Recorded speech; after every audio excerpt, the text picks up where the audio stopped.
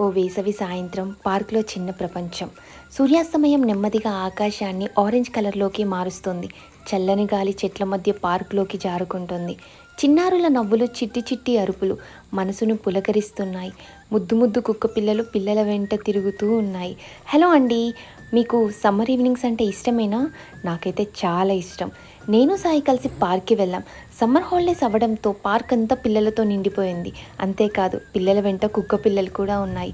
మరోవైపు తాత, బామ్మగారు చిన్నగా కాలం కన్నా నెమ్మదిగా నడుస్తూ తమలో తామే చిరునవ్వులు చిందిస్తూ ఒక్కో అడుగులో ఒక్కో జ్ఞాపకాన్ని తలుచుకుంటున్నారు.